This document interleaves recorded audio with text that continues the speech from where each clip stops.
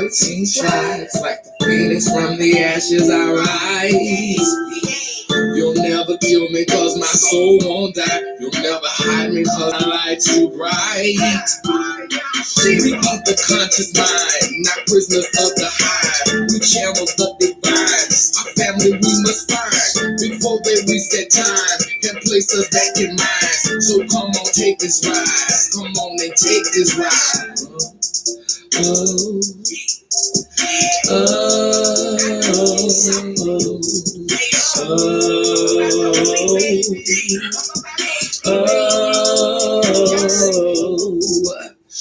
For the honor of the 13 tribes, like phoenix from the ashes I rise. You'll never kill me cause my soul won't die. You'll never hide me cause my life's too bright. I am these my confessions, bruh. No time for dangerous stuff. I came from him and her. Don't shoot the messenger. This that LELIMLELUR. We both that man and son. I be kidney my blood. Love trying always reserve. A little bit of spirit for the ancestors.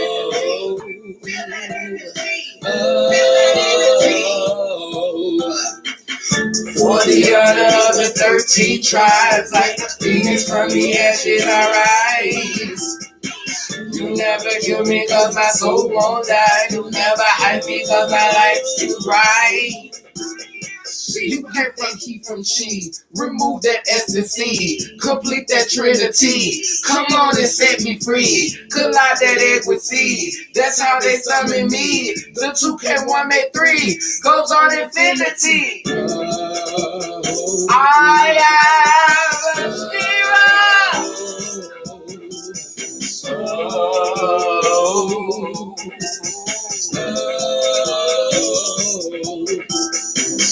for the honor of the 13 tribes, like the phoenix from the ashes I rise. You'll never kill me cause my soul won't die. You'll never hide me cause my life's too bright. I am Shiva.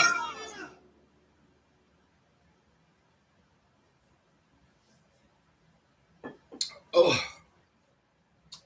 So, I'm having a sip tonight.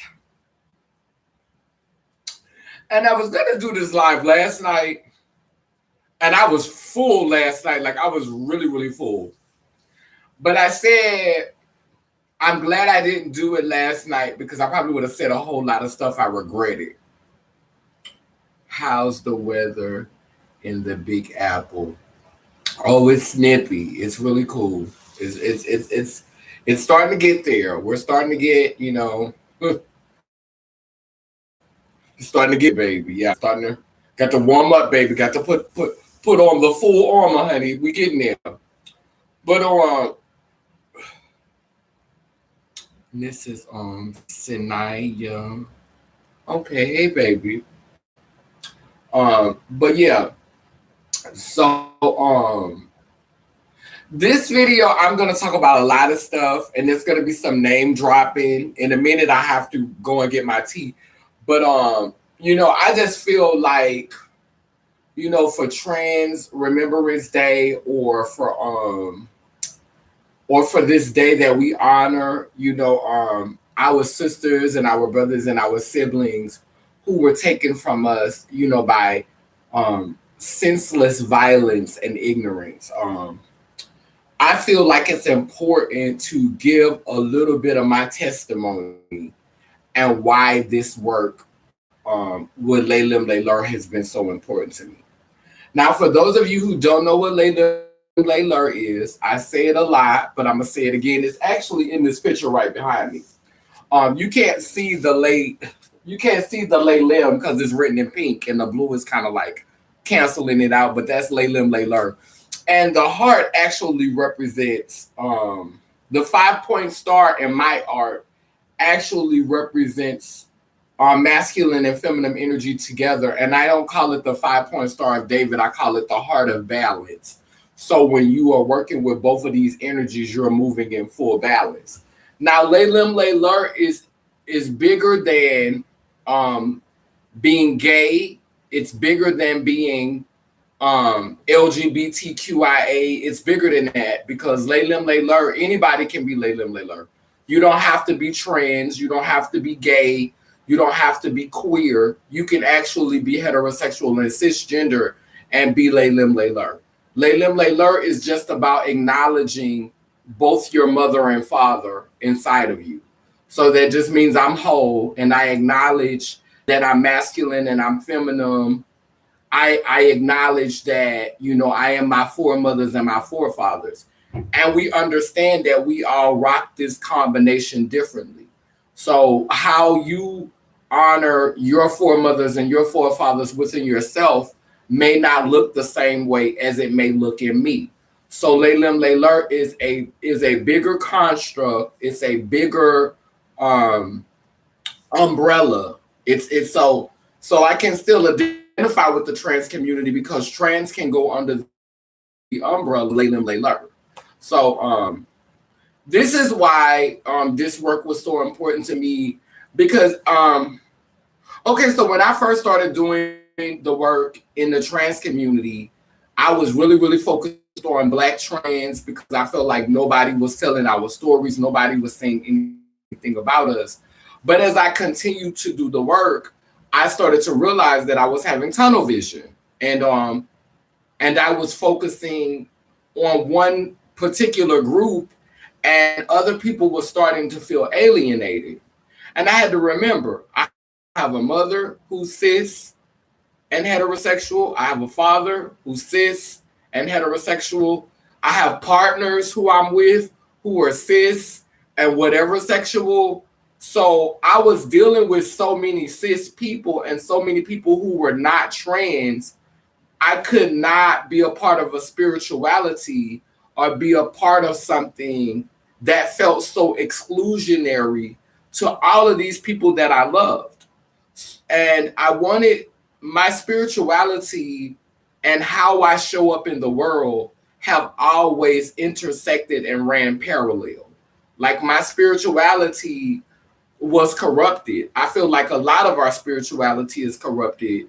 You know, the church corrupts our spirituality, tell us it's wrong to be gay, tell us it's wrong to be trans, tell us it's wrong to have these feelings. But then when you go to the church, they're constantly telling you, oh, I love this man and this man did this and he walked on water and he don't come when you want him, but he come on time and he do this and he do that and he said and he walked and he did this and he did that.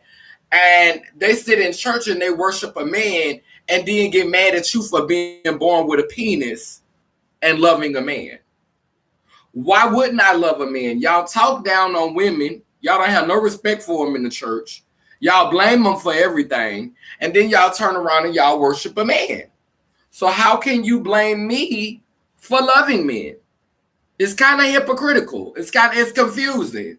You're telling me that I shouldn't like men, but at the same time, you're telling me I should love a man. It's confused. I'm confused. Y'all said we're confused, but I think the church was confused. You got us in here praying to a man every day, all day long, and then get mad when we fall in love with one. It really didn't make any sense. So anyway, the title of this video, because I was about to go on a whole different rant, but the title of this video is called What Being a Trans Mother Means. And I wanted to title it What Being a Trans Mother Means is because I don't see myself as a gay mother. You know, I've never been one of those girls who use that term. And I notice in New York, they say that a lot. Gay mother. That's my gay mother. Okay, so like we understand that that's the reason. We understand the reason why we said gay 20 years ago, because everything was just considered gay. But why now, 20 years later, am I still hearing trans women refer to themselves as someone's gay mother? So that's confusing for me, because in order for you to be someone's gay mother, then you have to be gay. So how are you gay if you're a woman and you like men? That's confusing for me. So I never was with the term gay mother. Like I never identified as a gay mother. I've been drag mother. I have been a drag mother before, but I've never used the term gay mother. And my children never call me their gay mother. They call me their trans mother or they call me their chosen mother, but they never call me their their gay mother. But I hear that a lot of times people be like, "Oh, is that your gay mama?" Notice, no, because I'm not gay. You know what I'm saying? Now I have some gay tendencies because I will pull a dyke session in a minute, but I don't consider myself to be gay. Anyway, as a trans mother or as a chosen mother or as a spiritual mother or mentor, I've had to make some tough choices.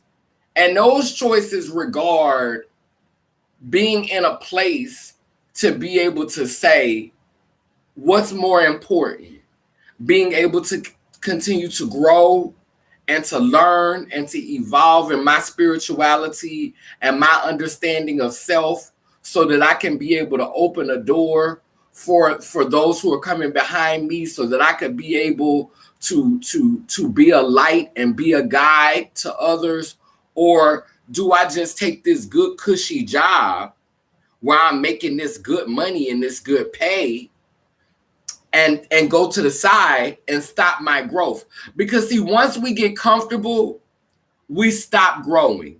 I'm gonna say that again. Once we get comfortable, we stop growing. Typically, when people are comfortable, when they have everything that they need and they don't have to get anything, that's typically when people stop growing. Let me go get my tea. I'm gonna be right back.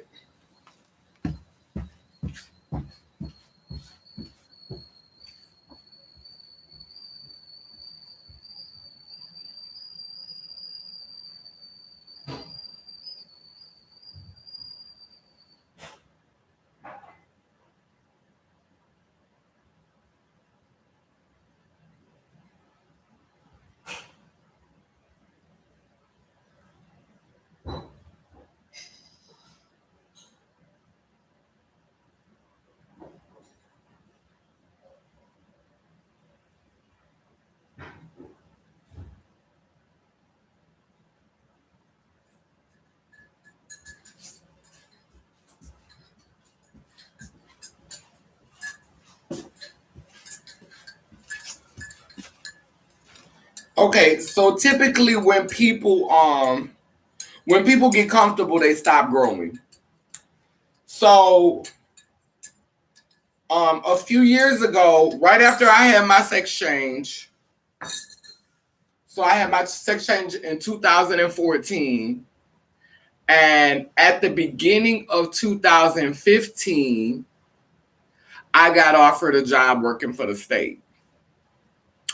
Now, I waited a little while to do this video because if I would have talked about this, because I've glanced over it a couple of times, but I've never really been specific about it. But in this video, I'm gonna be specific because I'm not dragging. I'm purging. I'm still purging. I'm still healing. So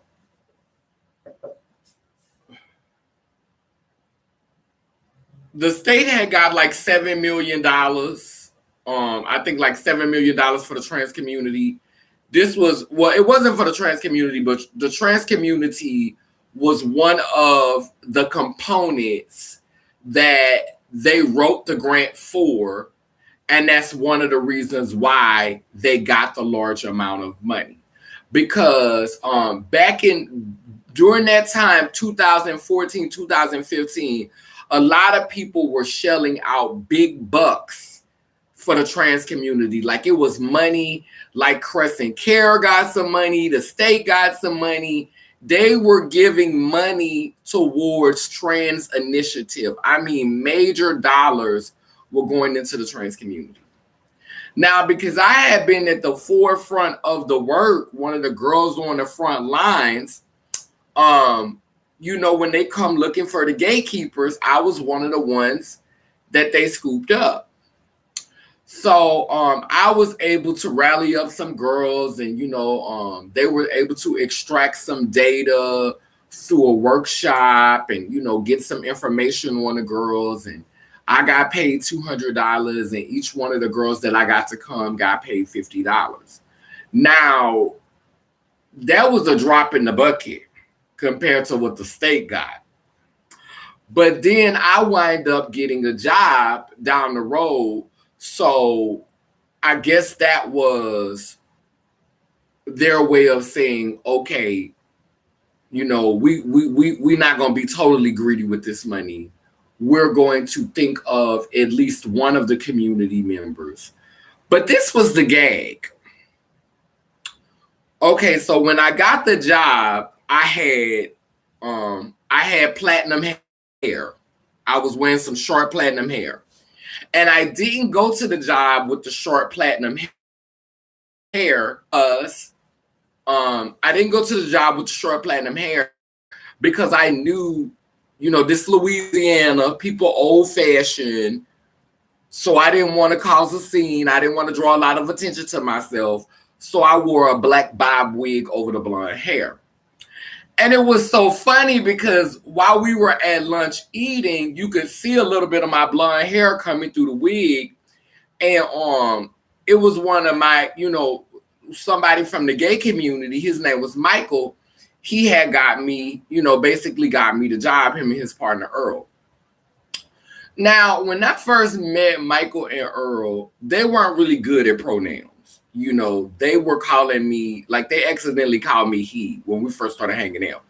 But I think as time grew by, as time went on, they started to get better with their pronouns. Like, so I'm not, like, I really felt like my relationship with Earl was genuine. I felt like, but I don't know, sometimes I don't know, but I feel like my relationship with Earl was more genuine than my relationship was with Michael. Michael, I don't really feel like we really had a genuine connection. I felt like, I do think that Michael wants to help the community, and I do think that Michael does have a heart to help people, but I think that his understanding of community is kind of antiquated. His views and how he sees things, I think they're antiquated. We're a little different in generations. Like, I don't really think they're that much older than me, but they did come from Mississippi, and Mississippi people, like, I don't know if you know a lot of people from Mississippi, but Mississippi is, how do I want to put this? Mississippi is,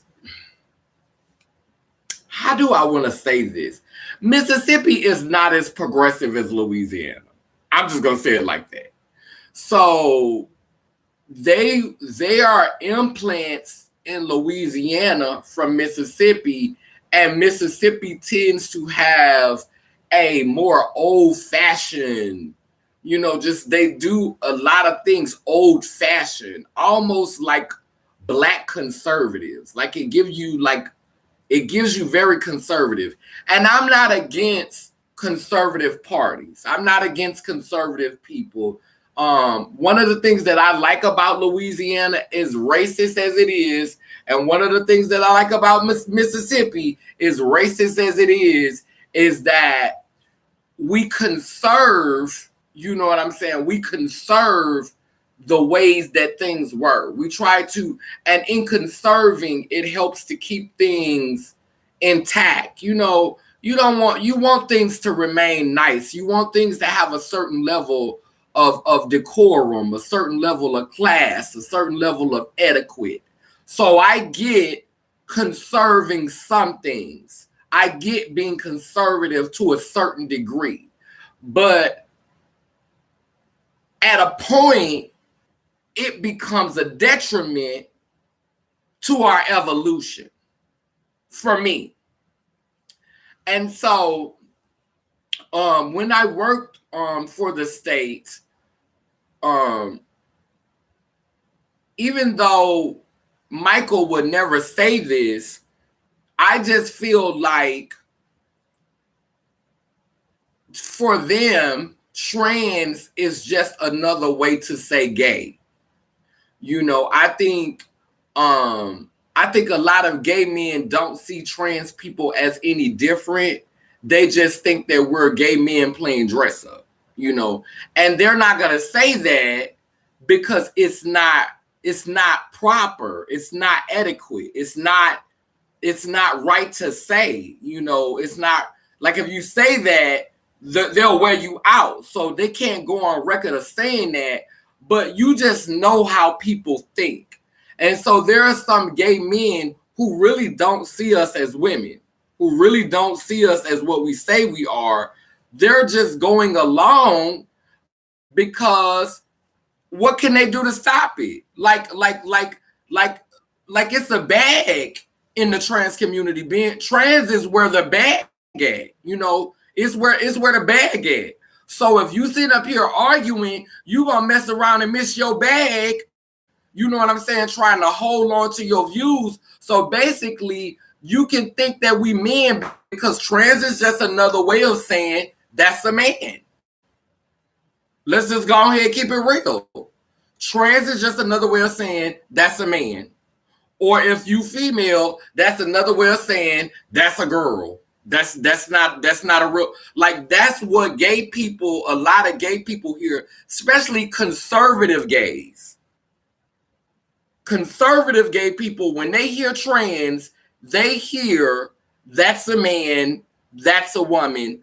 But through education and indoctrination, they've learned how to poker face in public places and be like, okay, you're a woman, I'm gonna respect you because I know I can't really say what I want to say. I can't really call you what I want to call you because this gonna mess with my bag, and I'm not about to be petty and mess up my bag. You know what I'm saying? I can hold on to what I think of you and just discuss that in private with people who I know I could discuss this with. So I could just imagine a whole bunch of gay dudes together and be a fly on the wall and hear what they really think. Because that's when they'll tell you. And the sad part about it is a lot of trans women feel the same way about themselves. And that's why they have so many gay friends. I always side-eye a girl who don't hang around nothing but gay men. All your friends is gay men. I always look at trans girls like this. Girl, all your friends gay men. All of them. Girl, you get along with gay men better than anybody. I side-eye that. I'm like, what is really the tea? What are we saying? There's some unspoken truth in that.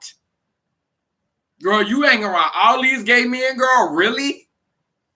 So anyway, while I was working there, you know, one day, Jada Cardona, one of my trans sisters, one of my Latina, you know, trans sisters. This some years ago, so I'm gonna go ahead and say what happened. We were smoking some weed in the parking lot across the street. Now, it's one thing to smoke weed in the parking lot across the street from the Essence Festival. But we went back in the building. Jada decided that she wanted to light up her weed in the conference of the Essence Festival. Now, mind you, this is a gospel concert they having. So gospel singers on the stage singing, and we inside the main hall, and Jada lit up her weed pipe inside the building. Now, I know better than this because I know better. I would never disrespect the Essence Festival like this. I got too much of this. I don't give a damn what I say, what I do. I got too much of this to be disrespecting. I don't consider myself Christian or gospel or into that, but I still have respect for my elders, and that I have respect for us. I would never disrespect them like that. So Jada lit up the weed. When they told on us, they didn't say the Latino one, or they didn't say Jada because they didn't know her name. They said them trans people, them transgenders. So when I got the job, mind you, I tested dirty for weed, so I got hired with a dirty marijuana test because I thought I wasn't getting a job, so I started back smoking. So Jada was clean, so we already know this is not looking good for me. They said it was them transgenders, and when I took the job, I had a dirty P test. So it would have been easy to blame me for the whole thing. So I said, well, since Michael got me the job, since Michael was the one who got me on, he black, I'm black. He in the gay queer community or the LGBT community. I'm in the LGBT community. Let me go talk to my black brother and let him know what the deal is. So I goes to talk to him.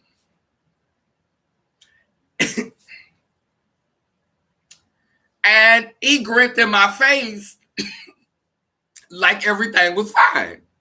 You know what I'm saying? I'm telling him, what it is. And he was very, he was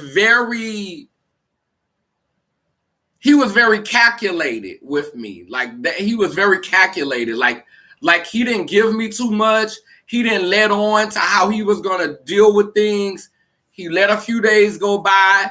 And I was in the office and, I was thinking he was going to suspend Jada because after all, it was Jada who did smoke in the building. I smoked across the street. Another gay dude that was there who was overseeing things because Earl and Michael was on vacation in Disneyland. So Randy told us in the group room, if y'all want to smoke or if y'all want to do anything like that, make sure y'all go away from the building in the parking lot. So that's what I was a part of, being away from the building in the parking lot. I wasn't a part of the weed being lit up inside of the building. That wasn't me. But me trying to be down for my sister, I hung with her the whole while we was there because I'm trying to display sisterhood. I'm trying to be about community. And sometimes being about community will get you caught up. So he suspended both of us with no questions asked. He suspended both of us for a week. This was the week that I was actually going to have a lovely paycheck. It cost me $500. $500 because Jada lit up weed inside of the artist. So that cost me $500. I lost out on $500. To this day, Jada ain't apologized. Jada ain't never said, oh, I did this, I did that. There was no apologies. I just lost them $500. So we moving forward. They having a meeting in the conference room, and in the conference room, they talking about how everything that they're gonna do with the grant money that they'd have been awarded for the community. So one of the things on the list was to create managerial opportunities for transgender people or trans women. Give a managerial opportunity to a trans person. Michael stood up at the board. He had the little board on side of him, and where it said transgender managers, he crossed the line through it and said, we won't be doing that. And he bust out laughing. And so a lot of people in the room were laughing with him. Now, mind you, it's only 2 trans people in the room that we know of, and that's me and Jada. And it's like maybe 100, maybe at least 100 people in the room. And me and Jada, like the 2 trans, and it's snickling all around the room when he scratched out transgender managers or trans managers and bust out laughing. Now, most of the conversation was about being Black, being homeless, being positive, and being trans. That's what the topics were about. So I can identify with all of these because I've been homeless, I've been trans, I've been homeless. I could identify with being trans, I could identify with being Black, and I could identify with being positive. So most of the meeting, I was talking. I was talking. I was running my mouth because I felt like we were supposed to be talking. So Michael told me before the meeting, he said, when I pull your chain, that's when you bark. Now, mind you, I wanted the job. I was getting paid $15 an hour. This was the one time that I had a job where I was able to make a decent amount of money, and I wasn't doing anything that I felt like was disrespectful. You know, when I wasn't doing anything, I felt like I was disrespecting myself. So, well, at least I thought I wasn't disrespecting myself because I soon figured out that you could disrespect yourself working a 9 to 5 as well. So, after the meeting was over, he called me at my house and he said, I want to talk to you about something. I said, well, what you want to talk about? He said, well, I could wait till you get back to work. I said, oh, no, you can talk to me about it now. So he said, remember when I told you when I pull your chain, that's when you bark? I said, now when we did this with the weed, I didn't tell you nothing. Before I could even get my statement out, he started yelling at me and talking to me crazy and saying all kind of foul stuff to me. And I told him, I said, let me let you know something. I said, before I let you talk to me like this, I go back on the corner and suck dick and turn tricks and get fucked in my ass and mouth before I let you talk to me like this behind $15 an hour. And I already knew that that wasn't going to go well. So that day, I wrote in and put in my 2 weeks resignation. And that's the reason why I left. And I left that job because, you know, one of the things that Earl told me while I was working there was basically they're buying your silence. Basically, they're paying for your silence. And what I figured out more than anything, even though I respected him for being honest with me, the one thing that I figured out more than anything was that at the time they were paying for my silence, it was the time where I needed to be the loudest, you know, because there were so many things that I needed to try to figure out for myself. And I wasn't going to figure them out working for the state. I wasn't going to grow like I needed to grow working for the state. I was going to get stuck. I was going to get complacent. I would never be at this place where I am now in consciousness if I would have just accepted that opportunity and sat quiet and been quiet. You know, so many things in my community, I feel like I made a mistake. I felt like I did some things. I felt like I did some things that were wrong out of ignorance. I made some poor choices out of ignorance. I made some poor choices because I didn't know any better. And if I would have stayed there, and if I would have been complicit, compliant, and just been quiet and would have given my silence, I think that even though the community still ended up going in their own direction and doing their own thing, and I'm not connected to the trans network in New Orleans right now, like I'm not really messing with, you know, that community right now, not a lot of them, because I still got some sisters down there I love, you know, in that part. But I feel like so much of my community needed to hear my voice, and they needed to hear me speak authentically. They needed for me to be able to call a spade a spade. They needed for me to be able to speak freely, not being tied to an organization, not having what I needed to say be curtailed. And that was a sacrifice that I had to make, because working for the state, kissing ass, bowing down, keeping my head down, trying to get by, it would have served me.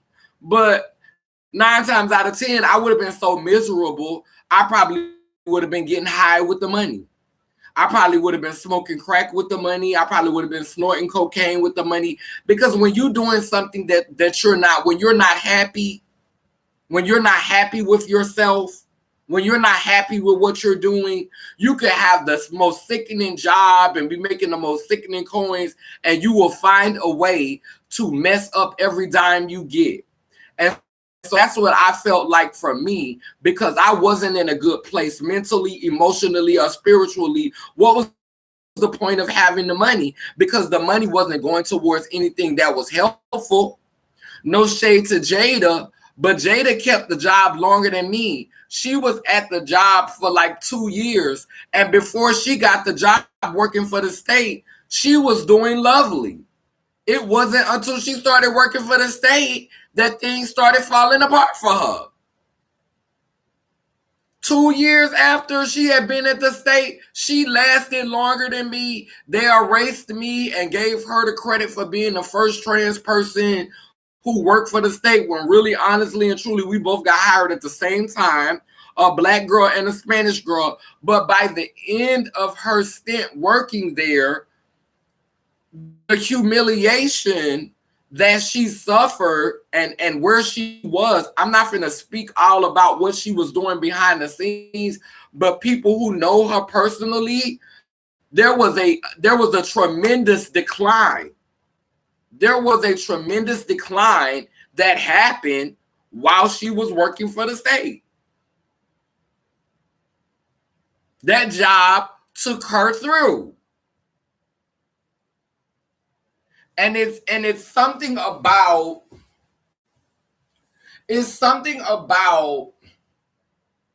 being tokenized.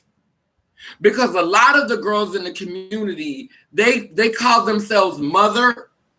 They call themselves, oh, I'm mother. Oh, I'm the mother of this and I'm the mother of that. But girl, a lot of times these girls who calling themselves mother of this and mother of that, what you are is a mother token. A lot of times you're just the most valuable token. You have access to some resources. You can open a door for certain girls who are gullible, easily brainwashed, easily manipulated. You find, we have a culture of finding people we can manipulate, finding people we can finding people that we can brainwash. And that's always been my vulnerable spot. That's always been my vulnerable place, is that I've always had the ability and the gifts to draw people to me. But when it came time to exploit them, I was never that girl. I never wanted to exploit any of the girls that I work with. You can go down my timeline and look at every video I've ever posted. I have never tried to make a girl look foolish. In all of the content that I've ever featured other people in, I've never tried to make another girl look foolish.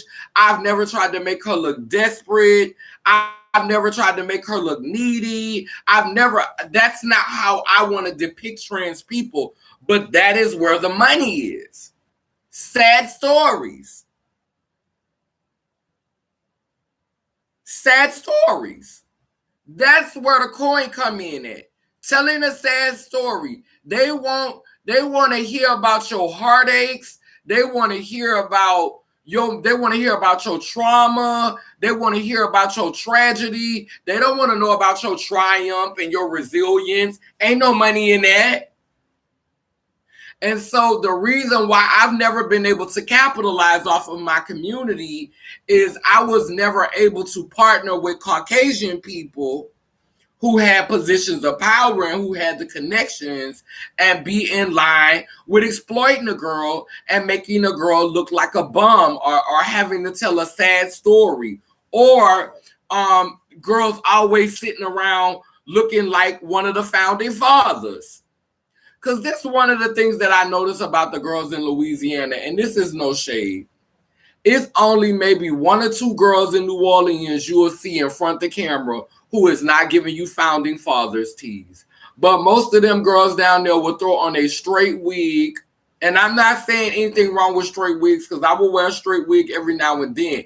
But girl, at some point, girl, we have to love ourselves, girl. Now, Milan might not want to admit this. But the reason why she is one of the more natural girls is because she once called me mother. That's the reason why she'll give you a bald head. That's the reason why she will give you a curly afro puff. That's the reason why she will give you some natural looks, because I was her mother. But most of the girls down there is going to get in front of that camera looking like somebody's founding father. And this is not a read. This is just what it is. Sitting there looking like Benjamin Franklin and George Washington with them lace front wigs on. And my struggle with that is that it's like we're performing, because wigs are about performance. Let's be clear. Wigs are about performance. When you put on a wig, when you're wearing a wig all the time, it's about a performance. You know what I'm saying? When I put on a wig, I know it's time to perform. I used to say all the time, it is spirits in the weave. So the girls put on the wigs and be thinking they breaking it up, but you're looking like Thomas Jefferson. I'm just saying. And I always taught my daughters, all of my daughters, to love yourself with a bald head. ain't nothing wrong with a good wig. I'm just saying, sister, at some point, we need to be able to love ourselves without them wigs, though. We need to be able to love ourselves. You know, some of us, even if it's a natural wig, even if it's an old afro wig or a braided wig, like if a girl gotta wear a wig, can it at least be a wig that looks realistic? Sometimes. I'm just saying. Can the wig at least look realistic sometimes? Like, do the wig always have to look European? Do the wig always have to look closely related to the Caucasoid Mountains? I'm just saying. You know, so, and this is the thing, like a lot of girls, and don't get me wrong, girls can be fake with dreadlocks. Girls can mimic the oppressor with dreadlocks. Girls can mimic the oppressor with afro wigs. There are girls around here who will sell you out, and gay men who will sell you out and give you the epitome of what it means to be strong, excellent, and black excellence. There are girls around here and butch queens in the community that give you young, gifted, and black and will still wear you out. Georgia gives you a lot of examples of that. Because, you know, I always call Atlanta the slave capital, the house, the slave mentality. Georgia, I love Georgia. Don't get me wrong. I got family in Georgia. I love Georgia. But I'm still gonna call a spade because I've lived all over this country and I've left this country 4 times. And when I'm in Georgia, like if I'm in New York and I get on the bus and I may not have the money to pay, the bus driver not finna run you down. They're not finna run you down. If the police don't deal with you, they're not finna say nothing. The police not finna run you down. But go to Georgia. It's going to be a black police officer that's going to get you together. It's going to be a black bus driver that's going to get you together if you don't have your money, if you don't have your fare together. When you go over there to any of the DMVs or the food stamp office or anything like that, it's the black people that don't want to help you, the people that look just like you, and they have the nerve to call Atlanta or Wakanda. Please. What was the name of that plantation on Django? It ain't no Wakanda. It's that plantation from Django, the one that Samuel L. Jackson worked at. Atlanta ain't no damn Wakanda. Wakanda my ass.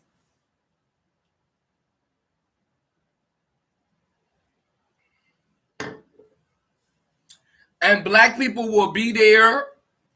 Candyland. Exactly. It is Wakanda. It's more like Candyland, if you ask me. It'll be your own people that will sell you out and work you in Georgia. It'll be your own people. Dreadlocks, lace fronts, they come in all shapes, forms, and fashions. It'll be your own people that will wear you out in Atlanta. And I'm not reading girls who pursue higher education, but I don't know too many girls with higher education that really give you like a natural look. They're really like try to give you a natural look. You know, it seemed like the girls who be all deep into their religion, be deep into Christianity, and be deep into academia. Oh, them the girls that really want to give you that Michelle Obama tease. You know, they really trying to be Michelle Obama. But let's be clear, Michelle Obama is very much black, but her husband is African and Caucasian, and the environment that she grew up in when she got older was predominantly Caucasoid. So there is some Caucasoid influence there. I don't care how much melanin sis got. A huge chunk of her life, she has been surrounded by nothing but Caucasoids, wealthy and affluent Caucasoids. Let's have that conversation. But y'all don't want to talk about that, though, right? Her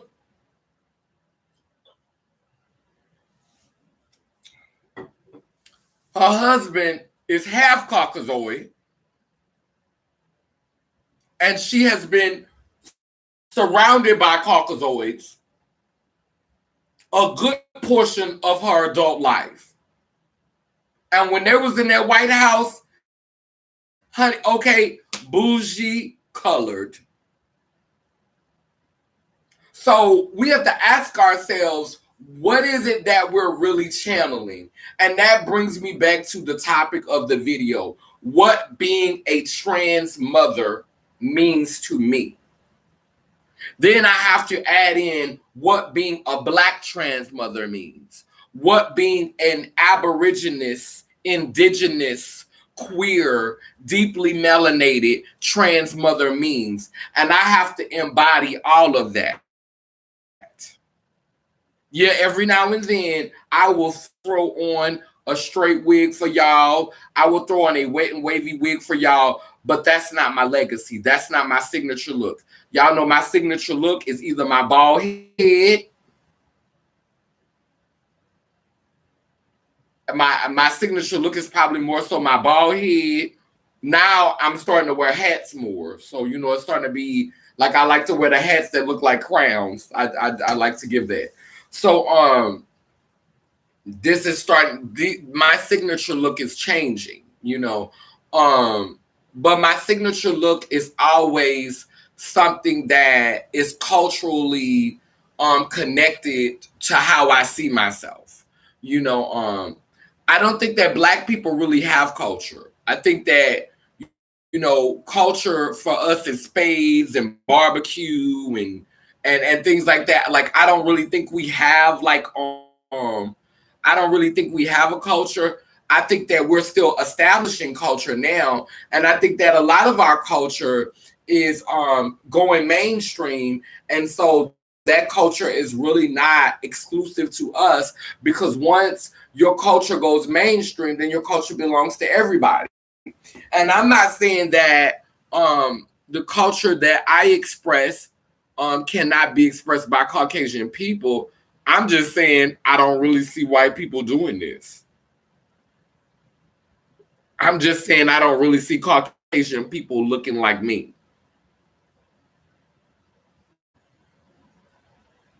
So, I try to make my own lane for my daughters, and I try to create a lane for them to celebrate and express who they are, and love themselves where they're at. Yeah, I got a lot of body. Yeah, I got my hips done. Now everybody always be thinking I got my ass done, but my ass is real. Like this is just ass. That's just ass. Now I got these done and they spread as I got older. Girl, look at that cat print. Come on, pussy print. Come on, pussy print. Give me pussy print. Let me stop. I got my titties done. I got my titties pumped, but a lot of this is hormone. A lot of this is flesh. Not a lot of this is seal because I'm older. So I always had nice titties. You know what I'm saying? I didn't really get anything done to my face. I got my chin hit one time when I was younger. So I got my chin hit once, and you really couldn't see it until I got older. Like as I got older, I think my chin started to ramp off more because gravity started to set in. But when I got my chin hit when I was young, you really could not tell that I had my chin hit. So like it was just that little bit. Like it was like one needle, like one shot injection, like one little shot injection that was put in my chin. Like I said, I got my titties done. I got my hips done. I never got my ass done. I didn't get still all down my thighs. I got my titties done. I got my titties done. I went for 3 sessions. No, I think it was. Yeah, I got my titties done 2 times. So the first time I got my titties done, I got like 2 doubles. Then I got 1 single. So I got like 2 doubles and 1 single in my titties. And then I got 2 doubles in my hips. So that was it. That's all the seal that I got. And I'm gonna be honest with you. I tell people this all the time. If I had it to do all over again, I wouldn't have got pumped. Because, I was a girl who, I always knew I wanted to get castrated. I wasn't sure if I wanted to get a sex change, but I was always sure I wanted to get castrated. And what castration did to my body, my genetics, I really honestly didn't need to go and get sealed. Like I really didn't need sealed. Because like I said, if I would have just got castrated and just called it a grace until I was ready to get my pussy, that would have been sickening. That would have been love for me. I think that when we get older, I think that getting all that body, like girls be so fascinated. Ooh, I want big old hips. I want big old hips. I want big old titties. I want body, body, body, body, body. And when you get older, you got to have so much tissue to wipe your ass. In the summertime, all that be sweating. You sweating all in the crack. You know what I'm saying? Titties heavy on your chest. Like all of that be cute while you young and you got testosterone running through your body and you could tote all that shit around. But when you get older and you start getting back problems, because when I sleep at night, my ass is natural. But still, because my ass is so big, if I sleep laying flat, when I wake up, my back hurt because the arch in my back is being pushed in. So I have to sleep sideways because my ass so big. Because I can't lay flat because my ass not flat. So my back is arching because my ass so big. My back is forced to arch itself so that I can lay on my back. So I have to sleep sideways or sleep on my front side because I got so much motherfucking ass. So you will have pains and aches in your body when you get older from wanting to have these really, really exaggerated bodies.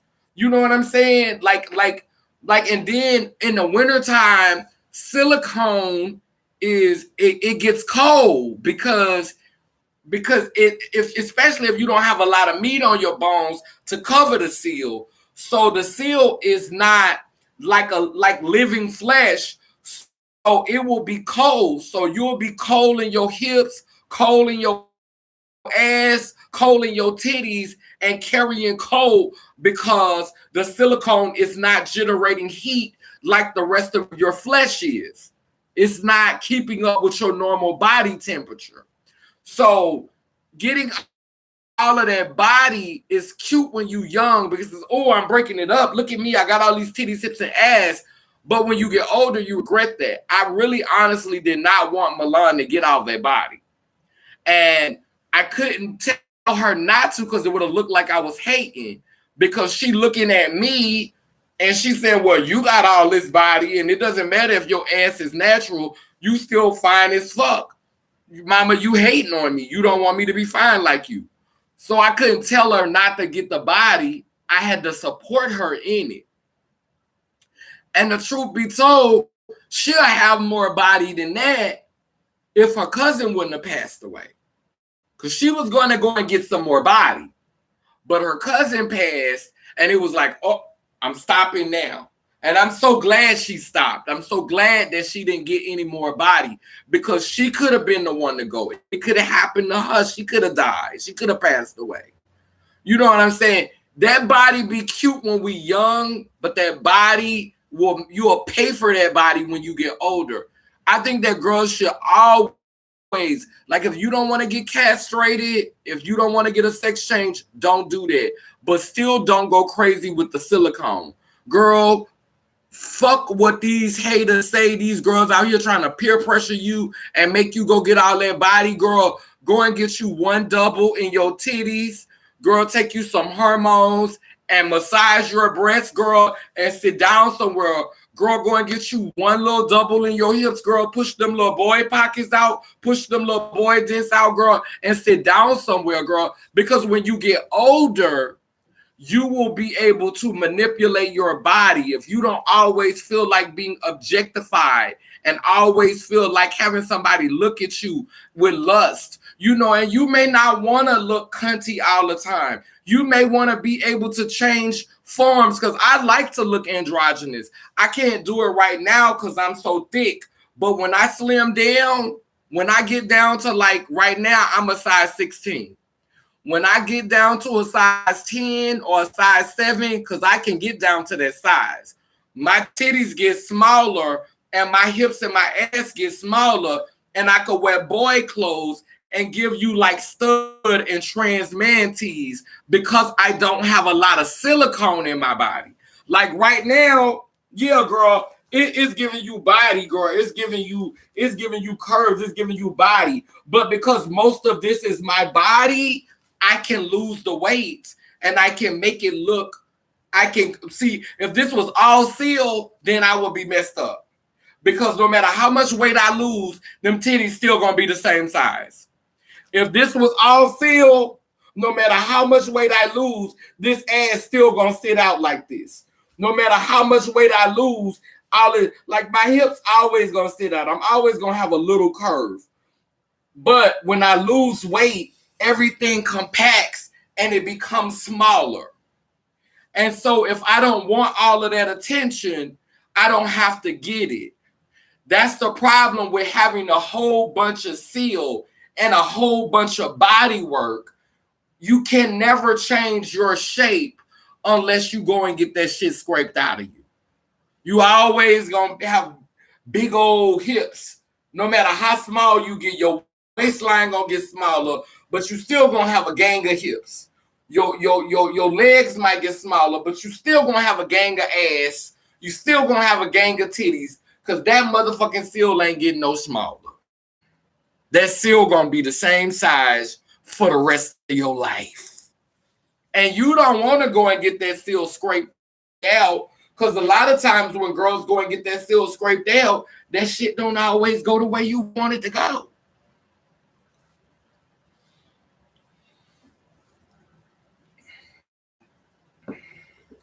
My daughter right now want to get all that scraped out of her titties. And girl, I'm just going to be in prayer, girl, just in constant prayer, girl, because, you know, I thought about getting the seal scraped out of my titties, but girl, I haven't been having no complications with these girls. I wouldn't mind my titties being smaller, girl. I ain't gonna lie, girl. I wouldn't mind some little A-cup titties right now, girl. There's a lot of titty, girl. Girl, I wouldn't mind some smaller titties right now, girl. But I'm not about to fuck with my chest. I'm not about to mess with my chest. I wouldn't mind having some smaller hips, girl, but I'm not about to mess with girl, that still ain't bothering me. I'm not bothering it. That still ain't fucking with me. I'm not fucking with it.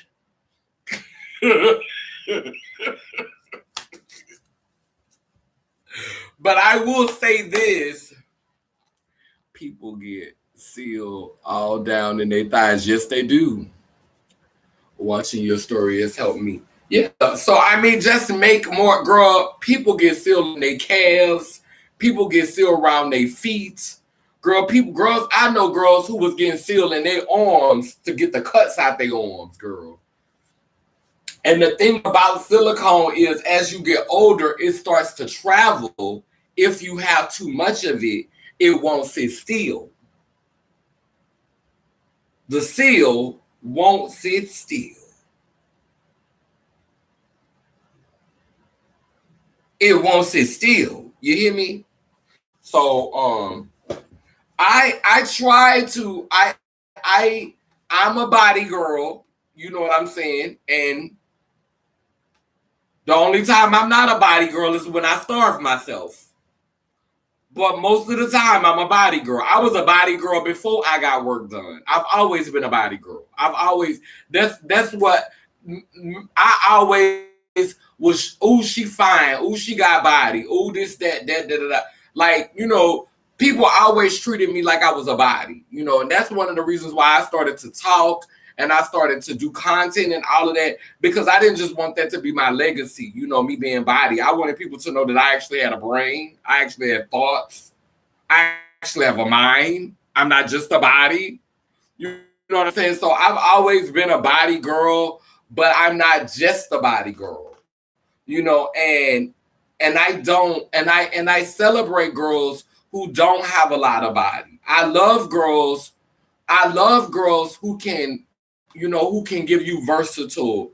You know, I admire that. I like girls who can get in and give you runway and who can be androgynous, you know, when they want to, and sometimes look masculine and look whole. Like, I love that. I love a beautiful girl who is slim and lean, and she ain't really got no whole lot of curves, but you know, her mug is everything. Her hair is natural, and she's a slim girl, and she could be androgynous if she want to. You know, I live for girls. I guess it's because my body is so curvy. I live for girls whose body is the opposite of mine.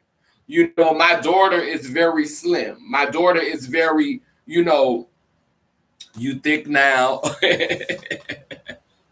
I always been skinny with ass. Okay. Yeah, but I've always liked, you know, I've always celebrated girls who were, you know, just slim, you know, and girls, because that's versatile. When you get older, you know, you don't have to feel so boxed in, because a lot of times girls feel boxed in. You know, they always getting seen one way, men objectifying them, men always treating them the same way, and that shit get old. And them the girls that be wanting to detransition. The girls who be the fishiest, because they get tired of being in that box. It always be the girls that be extremely pussy.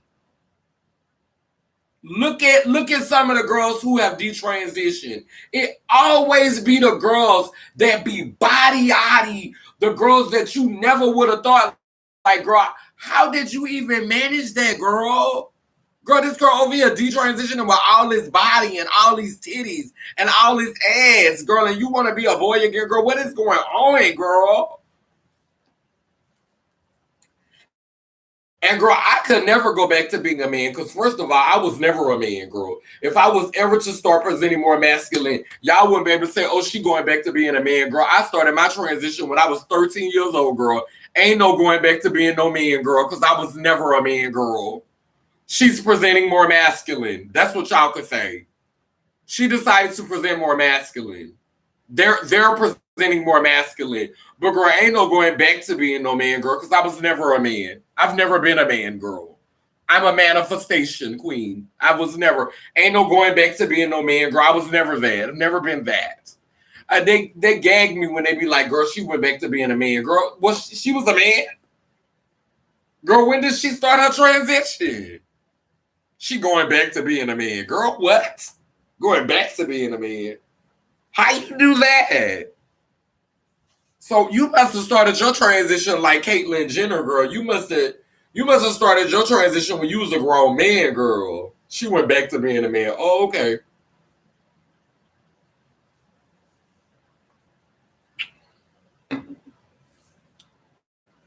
Found out it wasn't what they thought. Mm-hmm. Found out it wasn't what they thought, girl.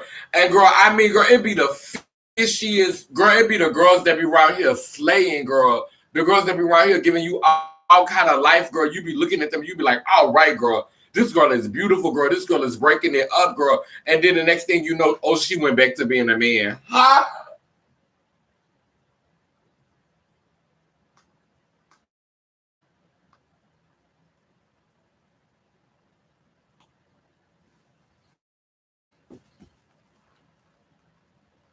You cuss Caitlyn out.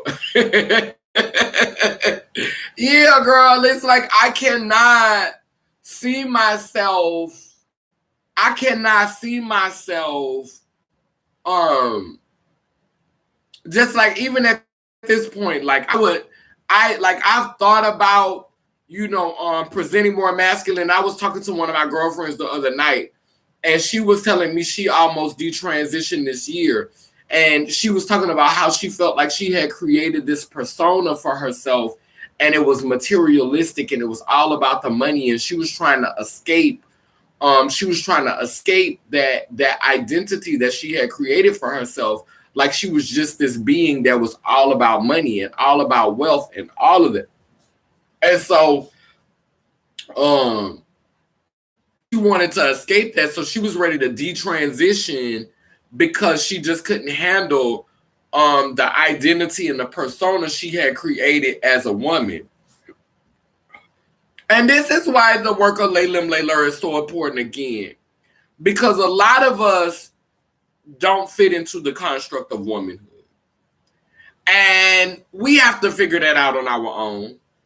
You know what I'm saying? Girl, we not all born at the same time. We don't all die at the same time.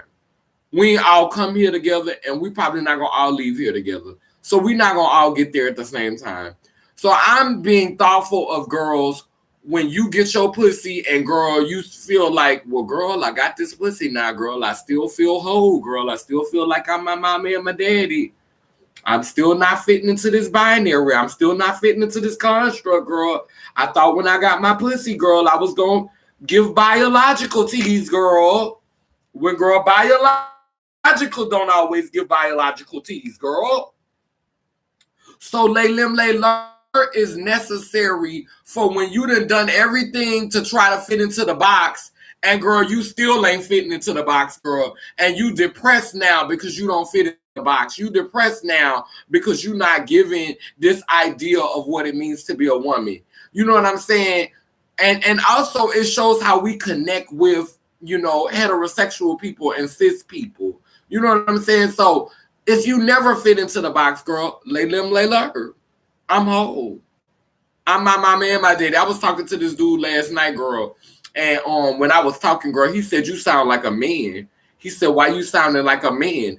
I said, "Cause I have a daddy and a grandfather and a great grandfather, and for women or for trans men who act feminine." They said, "Oh, you acting like a woman," cause I have a mother and a grandmother and a great grandmother. I'm whole. Period.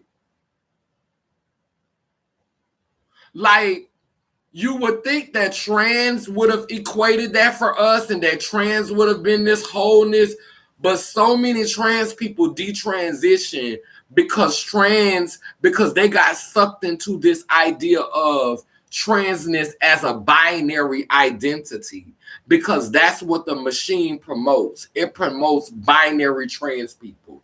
It promotes trans people who identify with the binary, but not every trans person identifies with the binary. And that's why we have all of these other movements coming up like gender non-conforming. Child, they even got it now in New York where you can get an X on your identity, on your ID, if you don't identify as male or female. So we know that trans is not the of all end all, because basically trans is just the polarity to cis, and it's still a binary system. Yeah, I fit into my own lane. Okay, I wish we could talk. It's hard to chat type. It's, yeah, it's a very spiritual journey being trans. For some people, Sanaya, girl, it's a very spiritual journey for some people, girl. Trans is a performance for some people, and it's just another it's another hustle, like, cause trans is where the bag at again.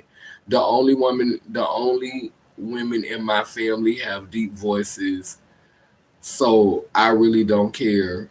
The women in my family have deep voices. Okay, okay, okay, because baby, it's not exclusive to males, to men, or to those who identify with the construct of manhood. I will tell other trans women that all women come in all shapes, forms, and sizes. Right.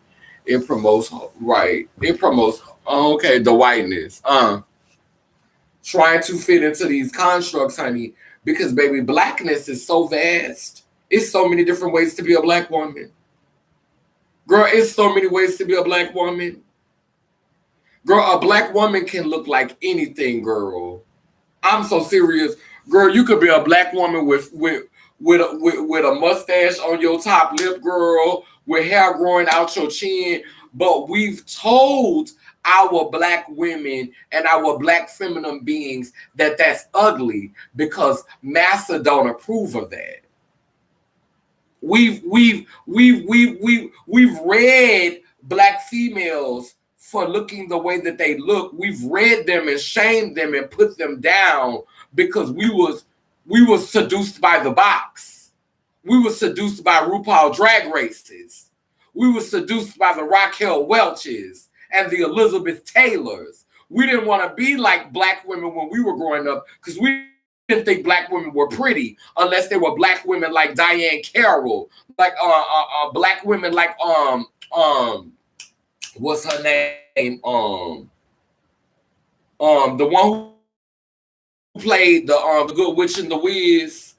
Honey, if you wasn't Lena Horne, honey, them the kind of white, them the kind of black, and Haley Berry, them the kind of black women, Dorothy Dandridge. If you wasn't those type of black women, honey, girl, the only black woman that we gave life to that was really, really, really like, like ghetto black sometimes that was Pam Grier, Foxy Brown. We'll give her a little life because she had that boss shape. But we didn't really live for the Whoopi Goldbergs and the Grace Jones in my generation. We ain't started appreciating Grace Jones. A lot of us didn't start appreciating her until we got in our 30s. But when we was in our 20s and our teens, we didn't too much live for Grace. And I ain't gonna lie, low key, I thought Grace was everything and I thought Whoopi was everything, but I was scared to say it out loud.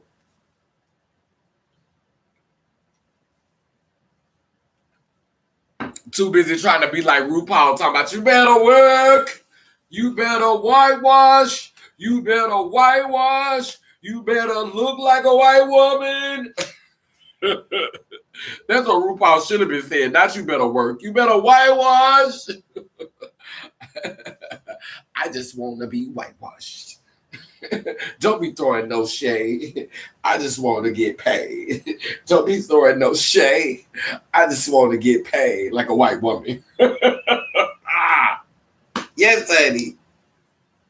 I remember wearing the barrel curl, the platinum barrel curl ponytails and the platinum hair, trying to be like fucking RuPaul because RuPaul was giving me the ultimate fish, girl. I thought RuPaul was so cunty, girl. We thought, like now looking back on RuPaul videos, girl, RuPaul looked at Foolie May Gaga, RuPaul looked at Clocky Down, but when I was a little girl, just because RuPaul looked at so much like a white woman, I thought RuPaul was fish. I thought RuPaul was fish.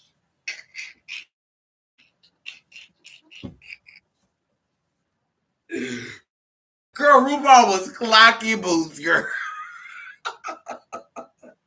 RuPaul looked like one of the founding fathers, girl. Girl, RuPaul looked like George Washington, girl. Girl, RuPaul looking like she could have been on a dollar bill, girl. RuPaul looking like one of the founding fathers.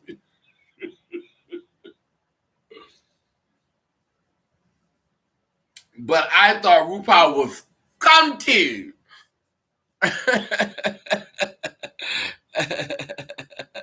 I read his books too. Wait, CoverGirl, put some white in your walk, right? I think young Whoopi was beautiful in her own way. Yes, she was. I thought RuPaul was trans at first. Yeah, we all did. We all did. We thought RuPaul was trans. You know what I'm saying? And the girls that we celebrated was those girls who gave you that European look. There was no such thing as a trans girl in our day, a trans girl coming up wearing natural hair. There was no natural trans girls with dreadlocks because let's be clear, blackness was not like authentic blackness, or that authentic blackness, it was not considered beautiful. So imagine, a trans woman or a trans femme trying to do it. She was not considered, like, it was like all of the things, like the muscles that we had, the aesthetic that we had, all of that was problematic to fishiness. That's where that violent name came from. Because we used to say the girls were bricks. That's a brick. That's a brick. And what were we doing? We were ushering in the breakdown of the power that existed in the bodies that we were formed in. We were literally casting a spell to break down the bodies of those who were coming to this reality with all that energy. We would shame them and call those girls bricks. And I remember I used to be right along with them. Girl, that's a brick. Girl, look at that brick. Girl, here come that brick. Girl, look at girl, bricky, bricky, bricky, girl. I remember, girl, it was this one girl. Her name was Candy Girl, and she used to have, she played football in school, girl, so she was really, really muscular, girl. And girl, we used to call her Hard Candy. God gotta forgive me. It's wrong. I'm ashamed. But I'm just being honest. We used to call that girl Hard Candy. Her nickname was Candy, and we used to call that girl Hard Candy. And that was so motherfucking wrong. Because right now, I would love a few Hard Candies on my team. Like, baby, that Hard Candy will have your back in a fight. Shit, I live for about 4 or 5 Hard Candies. Give me a whole football team of some hard candies, because some hard candies will knock some shit out. Will knock some things out, honey. Have your back in a fight, or slide some Negroes on your behalf. But I ain't gonna lie, I have been brainwashed. It was the colonizer. And the girls, because they were so traumatized by soft girls and fishy girls and castrated girls and girls, it was so many girls who would say mean and cruel shit to them. Like, even if you wasn't a girl that hated on girls who was bricky or girls who was hard, even if you wasn't a girl, they always just assume you was like that. Just like, they assume because I'm a sex change, I'm going to be shady and I'm going to look down and I'm going to exalt myself over pre-op girls. So there's always been a casting system in our community. The softer girls have always shaded the brickier girls, and the post-op girls have traditionally always shaded the pre-op girls. I am not a girl who shades pre-op girls. I call shit out. I speak my truth, but I don't shade pre-op girls. I love pre-op girls. But when we start talking about the comparison, now a girl who is castrated can get on my level mentally. If you didn't have an orchiectomy, me and you can vibe, because me and you probably gonna be on the same level. Mentally, we'll click with a lot of shit. A girl but once you've had a sex change, it's a different level of vulnerability, because a man is running in your coochie hole. If you doing anal, he running in your booty hole, and if you doing oral, he running in your mouth. So this man is running in your mouth, your anus, and your vagina. You are being penetrated 3 different ways. That is a level of vulnerability you cannot experience pre-op. And so the stories take on a different form when you're post-op. You start to have a certain level of experiences. You start to look at things from a certain way that you can't totally access pre-op. There's just a certain set of experiences that you can't access and you can't channel pre-op. But if you are a girl that's been had an orchiectomy, you can somewhat get on that level of a girl who's post-op. But again, when it comes down to the sex, unless you're a lesbian, and you just not, doing penetrative sex, there's a certain level of vulnerability that you cannot experience pre-op. And that level of vulnerability will open your door, will open some portals, honey, and you will start to, channel some things that you cannot channel pre-op. So that would be what I would say the difference between, a girl who's had an orchiectomy and a girl who's had a sex change. Because the doctor will tell you that the sex change is just aesthetic. But it's not just aesthetic, because if you're engaging in sex, penetrative sex, like I said, it's a whole different level of vulnerability that you cannot experience pre-op, whether you castrated or not. Now, true, you get all the same physical changes and you start to tap into some of the same things mentally, but your sex life, you start opening, you start channeling other things. You have a different set of experiences now, because now you are post-op and you're being penetrated in multiple ways. Okay, so that's a difference. But like in our community, we always kind of like, have this narrative where the post-ops think they're better than the pre-ops. And I don't think that I'm better than the pre-ops. I just think that I'm different. You know what I'm saying? I just think that I'm different. I don't think that I'm better than girls who are non-op, girls who look what we call bricky. I just think that society receives me in a different way than society might receive you. In the gay community, you might be more celebrated as a girl who is still who still looks like she could get in as a man. If she was to take off all of the drag, she could go and get in as a man. the gay community might live for you a little bit more than the gay community will live for me, because I'm too pussy for them butch queens. Now, if you a girl, the only thing that make you look like a girl and makes you look like a woman is the wig and the makeup. And once you take off the wig and the makeup, you could really low-key give trade. You could really low-key give high boy. The gay community probably gonna give you a little bit more life. Whereas the cis heterosexual community will probably give me a little bit more life. Instead of us beefing with each other, how about we combine our powers and form the mighty Voltron? See, the girls have to be smart, honey. Instead of beefing with your bricky sister or beefing with your extremely fishy sister, why don't you join your powers together? And girl, it'll be spaces where you reign in and she just have to step back and let you shine. And it'll be spaces where she reign in and you have to step back and let her shine. But together, y'all form the mighty Voltron, period.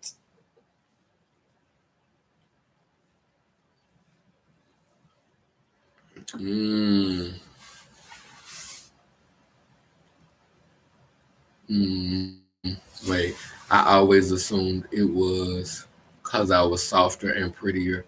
I noticed the difference. Your video helped me to decide. I don't believe that we share a lot of similar views. Yeah. So, I mean, I don't think that people's views are going to be exactly the same. And I think that's what, makes us uniquely who we are on this journey and on this path. It gives us our own unique little niche and how we approach life and how we see life. Amen, a woman.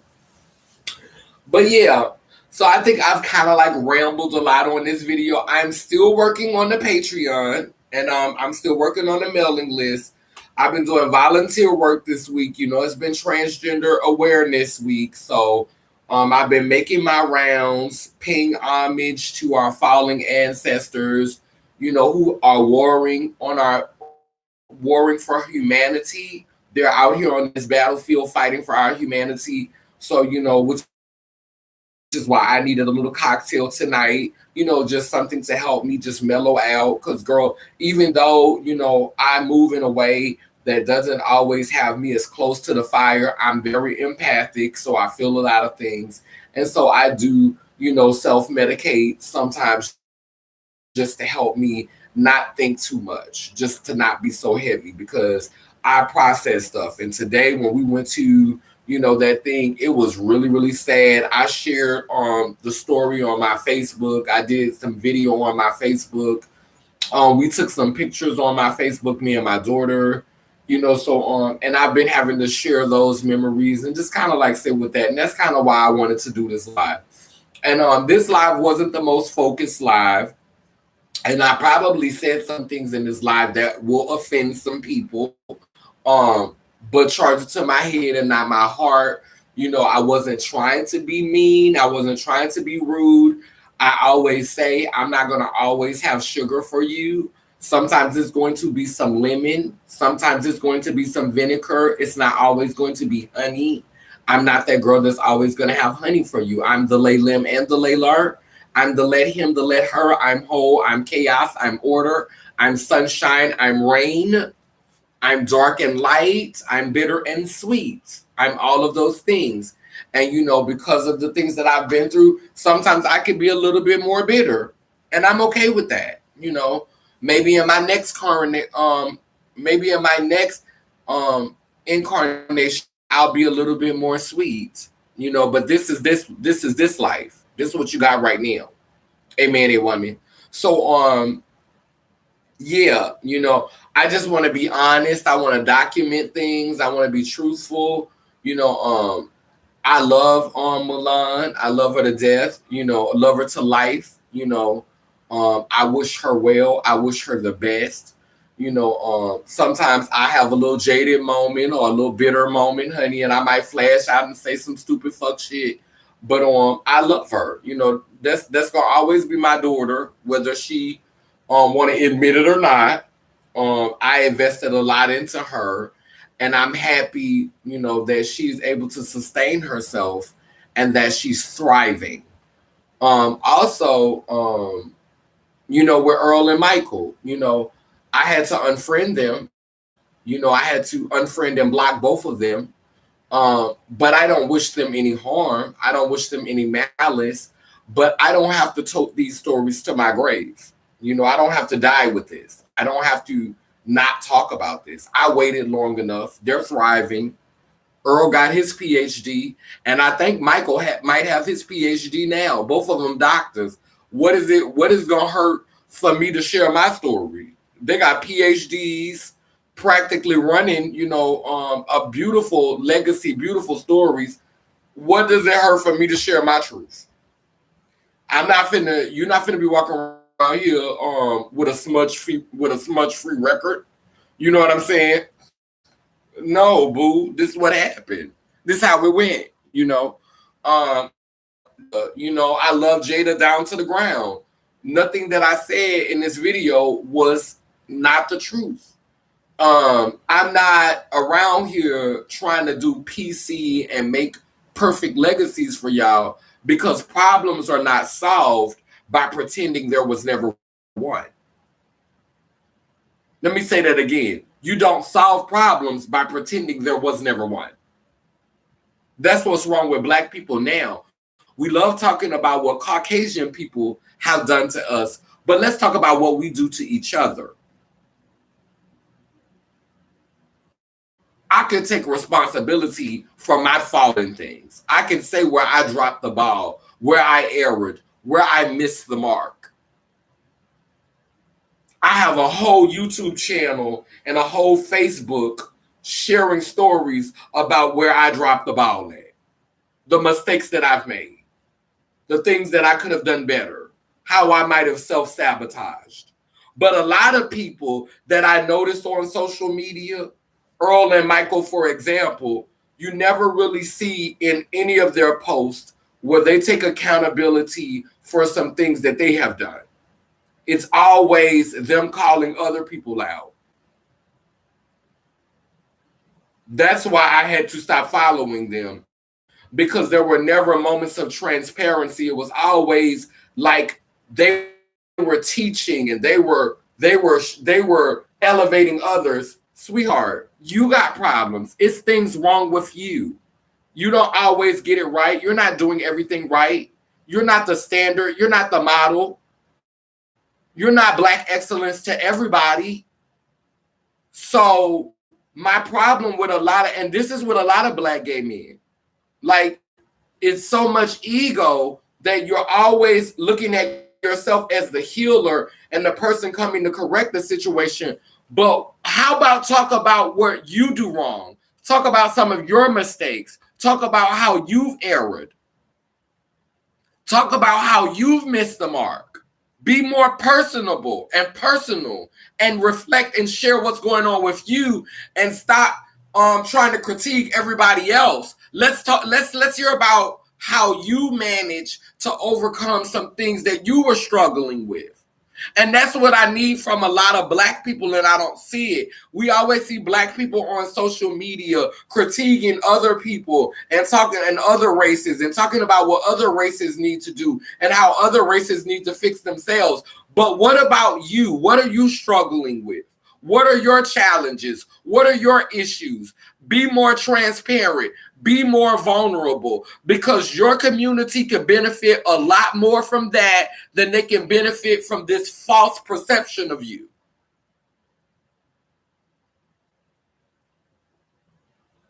But really, honestly and truly, you don't want to give people that, because you would be giving them the game. You don't want to show people how they can come for you if they ever need to. You don't want to show people how they can hold you accountable if they ever need to. But you sit here and you pay attention to us being vulnerable and us sharing our stories, so you know how you can critique us and you know how you can come for us because we've been vulnerable. But we can't critique you because you don't put that out there. But you want to talk about Black excellence. Being excellent at being Black is about being whole. Because if you're not whole, that's not excellence. So if you can't hold yourself accountable, if you can't hold your feet to the fire, if you can't call your own self out, if you can't be transparent, that's not excellence to me.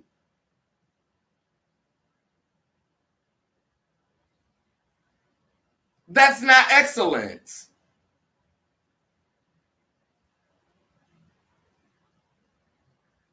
You want me to believe that your life is this neatly packaged idea that you present strategically through what you share on your social media? No.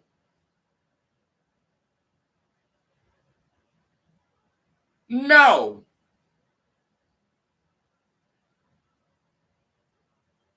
And that goes for anyone in this community.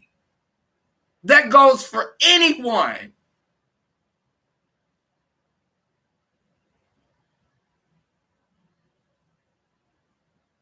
And I say that with conviction, and it goes for me.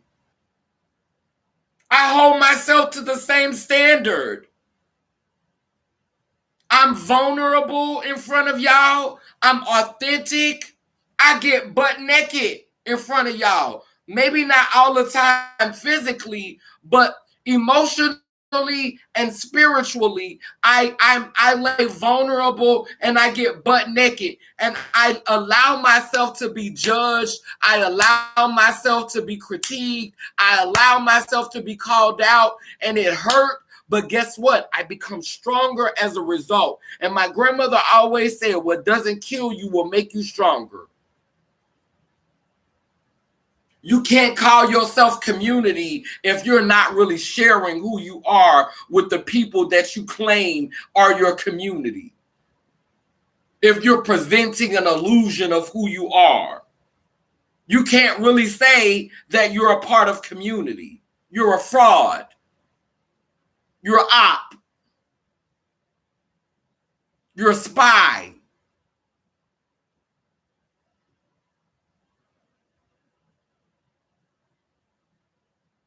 Period. And we need to know the difference. So when I talk about what motherhood means to me, when I talk about what being a trans mother means to me, being a trans mother for me means walking away when I have to. It means standing up when I need to. It means having those hard conversations for my babies, for the babies I know and the babies I will never meet in this life. Because I have children who call me mama who I've never seen. I have children who I've raised and who have grown up on my videos who I've never seen. When I do what I do, when I say what I say, when I am whole in front of y'all, it's because I want you to know that you don't have to always get it right. You don't have to always hit the bullseye. That's okay. You ain't always got to be on point. Because we are having a human experience. To live is evil spelled backwards. We come here to make mistakes. We take on flesh to make mistakes, to error, to miss the mark. But when you have that, when you go through that, it's what you give back to the people so that others don't have to make those same mistakes. So that others can have an opportunity to take a different path based on what you shared. A man, a woman. So that's what being a mother is to me. That's what being a queen. That's what being a queen. That's what being sovereign is. That's what being whole is. That's what being divine is. It's being an example of someone who loses and wins, someone who makes mistakes, but someone who is able to learn from their mistakes, someone who is able to be vulnerable and share so that their offspring, chosen and spiritual, can have different opportunities and can go further based on their testimony and what they shared. That's what motherhood means to me. And I have never pushed life out of my body physically, but I have been willing to lay down my life for so many of my chosen daughters, my chosen children, my chosen offspring, my siblings, my sisters. And I've realized that the oppressor does not always have pink skin and silky straight hair. Sometimes the oppressor can look just like me. And so I have to call myself ill. I have to check myself. That's why I'm thankful that I lived in a room in Africa, in South Africa for 9 months, where I had to walk down the hallway to use the shower. No air conditioner, no refrigerator. For 9 months.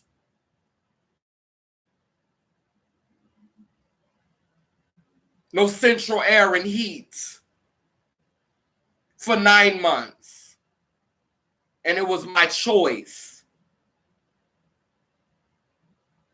And I'm humbled by that. And that's why when I look at people crying about what they got in and what they ain't got in America, I'm like, child, boom.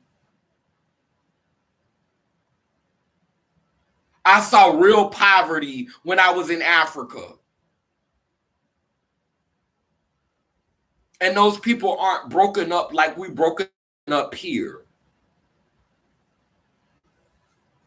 Most times, they just look like us. You ain't lying.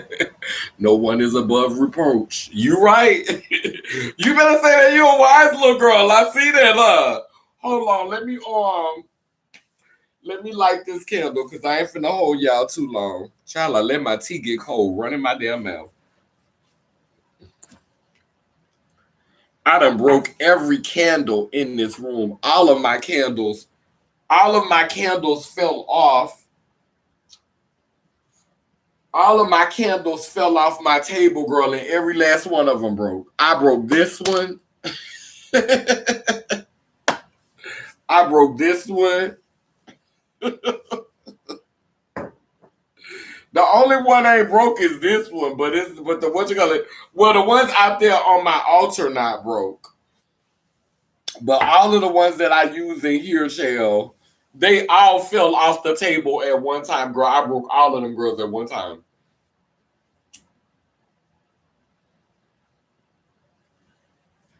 My light, because I got the ring light right here. So the ring light, I got it set up on my mannequin hands, and it fell off, and when it fell on the table, it knocked them all off, girl, and it was just the dove. But girl, she still work, huh? She still work, huh? Chipped and all, huh? That I still like that flame, huh? Okay.